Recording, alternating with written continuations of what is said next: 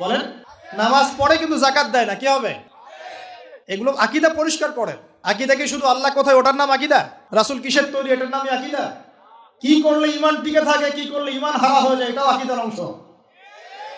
কি করলে ঈমান টিকে থাকে আর কি করলে ঈমান ভেঙে যায়, এটা জানাও তো আকীদার অংশ নাকি? আল্লাহ পাকের দ্বীনকে নিয়ে কেউ ঠাট্টা বিদ্রুপ করলো, ঈমান থাকবে? কেউ যদি আল্লাহর নবীকে গালি দেয়, ঈমান থাকবে? কেউ যদি ইসলামে কোনো ফরজিয়াতকে অস্বীকার করে, ঈমান থাকবে? কেউ যদি বলে আমি কোরআনের সব মানি, সূরা নাস মানি না, ঈমান থাকবে? এগুলো সবকিছুই আকীদার অন্তর্ভুক্ত। আল্লাহর হালালকে কেউ হারাম করে, আল্লাহর হারামকে হালাল করে নেয়, কি হবে?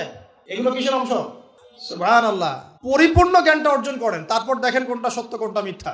আল্লাহ পাক বোঝার তৌফিক দান করুন। দেখুন, আমরা রাসূল সাল্লাল্লাহু আলাইহি ওয়াসাল্লাম এবং সাহাবায়ে কেরাম রাদিয়াল্লাহু আনহুম আজমাইন তাদের তরিকা ফলো করব ইনশাআল্লাহ তাআলা। আল্লাহর নবী এবং সাহাবায়ে কেরাম এবং যুগ যুগ ধরে যারা তাদেরকে